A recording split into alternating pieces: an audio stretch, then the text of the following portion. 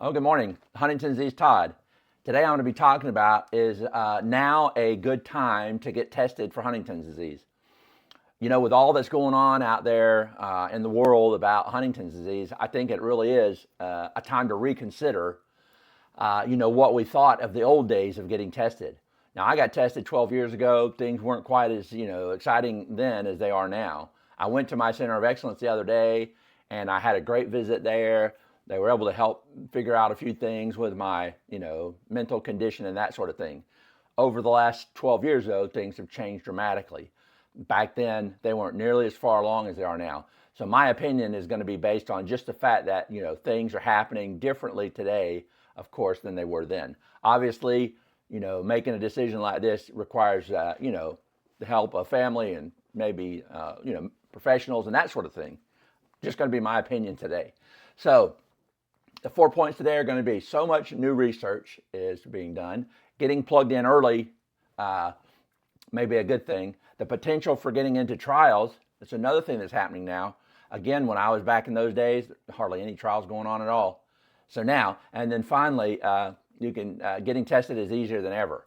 There are ways to get tested now, even through the mail. And again, back when I got tested so many years ago, it wasn't that easy to get tested. So the first point is, there's so much going on now with research. There's like hundreds of millions of dollars being spent. I can probably think of 10 or more different type of research programs that are going on right now. So some of those things are going to make it more compelling to get tested early because you can be on the cutting edge of when those things are being released.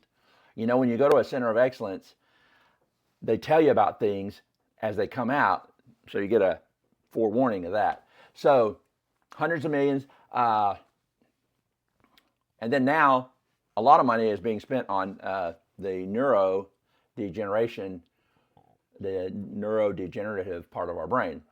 So whenever they talk about neurodegenerative, what I've also noticed is they almost always mention Huntington's disease, because what happens in our brain is more unique than almost any other disease. I was looking at that the other day. I'm going to try to do a video real soon about like all the top 10 things that are just happening right now with Huntington's research. And almost every day something new is coming up, different research studies all around the world. But every time they mention neurodegenerative, they mention Huntington's, because it's one of the things, I think, that they're going to be able to approach with more vigor, because scientists like to get onto things that they can correct, right? So they like to get involved with things that are, something that they can see a light at the end of the tunnel. So there's hundreds of millions being spent now. Back when I got tested, as I said, there may have been 3 things going on, and it wasn't exciting at all. I went to the HD study for a while in Tampa, in USF, and when I went there, I went for a couple of years and then I stopped going. Whatever reason, it's not good or bad. Maybe I shouldn't have done it. Maybe I should have stayed there. But back then, there just wasn't a whole lot that was happening. So when I would go there, they couldn't say, hey, we got this now, or we got that now, and these things are in the works. Those things are all different today.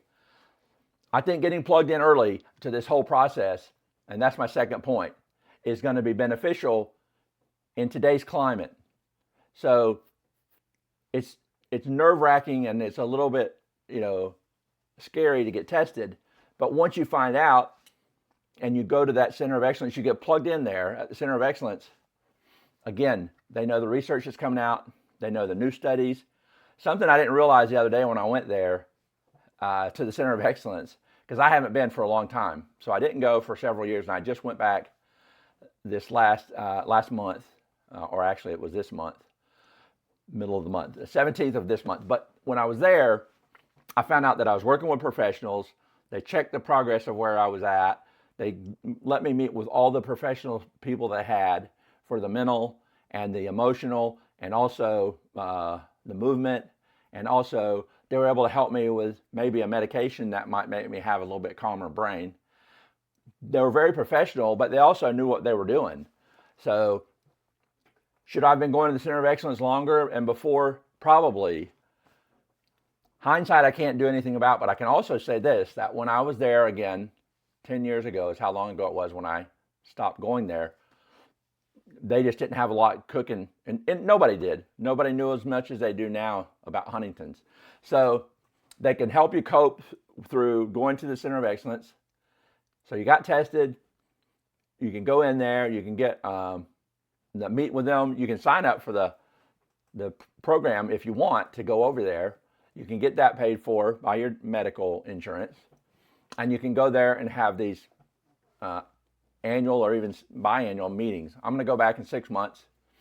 I am trying a medication to help my brain a little bit, something I haven't done too much before. So see, I didn't know that, and if I found out that maybe a few years ago, I might have been able to calm down a little bit more, a little bit earlier. Okay, so that's our second point, getting plugged in early. And then next is a potential for getting into the trials early. They can test you and tell you where you fit in the realm of the point system that they use for getting into trials. They know about the trials, and I'm talking about the Center of Excellence. Getting tested, I think it almost goes along with go to the Center of Excellence that's near you, if it's at all possible. You can go to your local doctor, and I've done that, but your local doctor does not understand Huntington's disease. Okay, so the reason I ended up going back to my to the professional doctor over in Tampa, USF, our Medicare or the program that we had no longer would offer the insurance. They wouldn't pay for, they didn't have a professional at their place to handle Huntington's. I'm really so glad that I went back over there. So if you can get into the trials early. So this is point number 3, and they work with other organizations and groups. Again, I'm talking about the Center of Excellence here, but they might know something that's going on at Help 4-HD. They might know something that's going on at the Huntington's Disease Society. They may get you to meet with people from different organizations like that. They may know, and I did even hear them say, they don't discourage looking and talking to HD Genetics for getting your test. HD Genetics, which I've talked about on Facebook, they don't, they encourage you to get a test. And along with that, I think it'll benefit us more. My thought in the past has always been, I just know how I reacted in the beginning. I'm still glad I found out because it gave me time to do the things that I wanted to do in my life. So now that I'm here at this point, I don't really regret it. I regret how I handled it in the beginning because it struck me so bad because I remembered how my grandfather was, I remembered how my mother was. All those things came flaring up. But my grandfather was really bad, and I was a kid when I saw all that. So everything about that back then made me, I just really didn't handle finding out I had Huntington's real well. So that's what happened then. So if you can get into potential, Center of Excellence is good, works with other groups and organizations. They know the trials early. And then finally, this is point number 4. Getting tested early, getting tested is easier than it's ever been. You can still go to a Center of Excellence and get tested. I don't know about the fees at either place. I know that they cost money no matter where you go. But you can also do it with the company that I said, HD Genetics. Now with HD Genetics, you can do it through the mail. They give you a swab or they can do that. They send it to you in the mail. You put it in the mail back to them. They'll help you with the counseling part of it. They'll make sure you have a partner person with you when you do this. It's not something you want to do, I don't think, alone. I hope you have people that are surrounding you that can help you. That's not always the case. But when you get tested, they want you to talk to a professional, and they also want to, so HD Genetics does.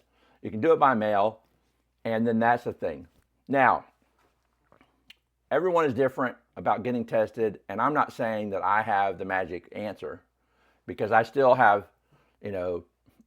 just reservations about how I felt when I found out so many years ago.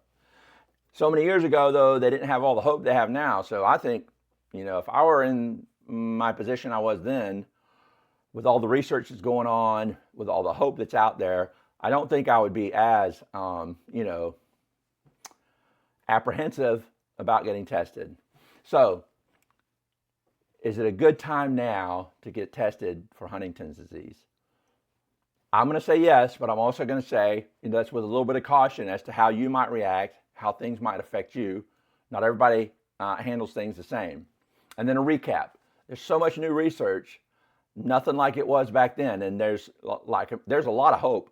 I think the hundreds of millions of dollars that are being spent for the neurodegenerative type stuff, I think Huntington's disease is going to benefit more than almost any other disease, because it is one that is so much affected by the neurodegeneration.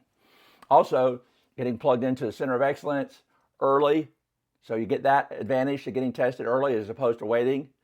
Waiting till later, I don't know what the real benefit is, because then if you get tested later, you may, be too far along with it and have a hard time coping with all the issues that come along with it then.